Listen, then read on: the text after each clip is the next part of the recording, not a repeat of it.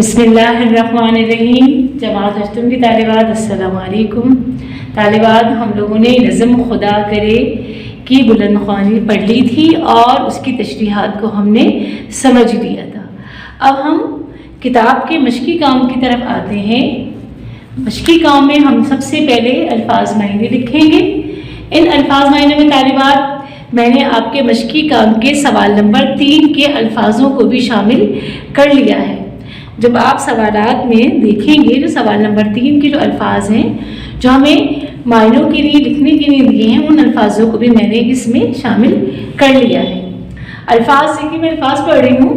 پہلا الفاظ ہے وقار، اس کا معنی ہے عزت، فصل گل، موسم بہار، اندیشہ زوال یعنی زوال کا خوف، ختم ہو جانے کا خوف، رویدگی اگنے کی صلاحیت، تشویش فکر یا خوف، محال مشکل ہونا، ماہ و سال مہینے اور سال، اوج کمال ترقی کی بلندی، ملول رنجیدہ، خستہ حال بدحال پریشانی، وبال مصیبت، حیات جرم ہونا زندگی تنگ ہونا، گھنی گھٹائیں گہرے بادل۔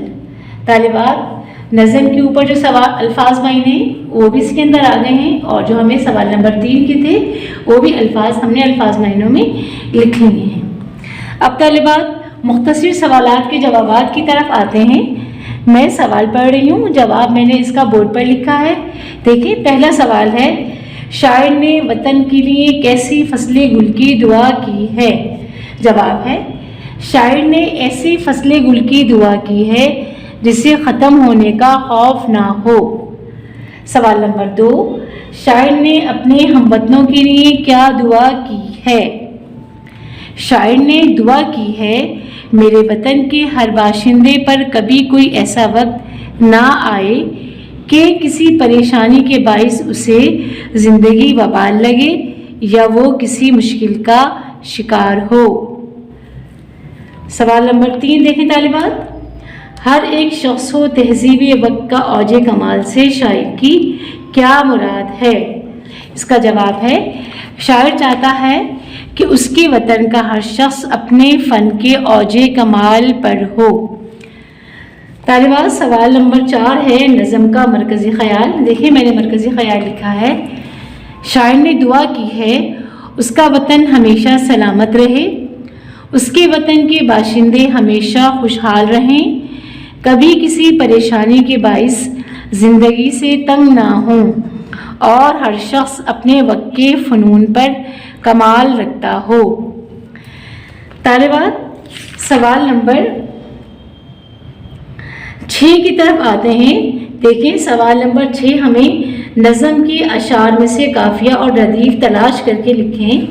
طالبات، ایسے الفاظ جو ہم آواز الفاظ ہیں انہیں ہم ردیف کہتے ہیں، اور نظم خدا کرے میں ردیف کے الفاظ یہ ہیں۔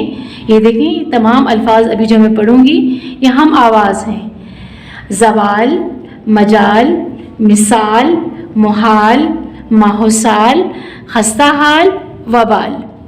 طالبات، نظم کی بلند خوانی کے دوران آپ کو اندازہ ہوا ہوگا کہ لفظ نہ ہو بار بار آیا ہے، اور وہ الفاظ جو نظم میں بار بار آئے وہ ہمارا قافیہ کہلاتا ہے۔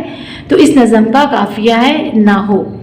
طالبات، ہم لوگوں نے الفاظ معنی کر لیے ہیں اور مختصر سوالات کے جوابات ہم لوگوں نے لکھ لیے ہیں۔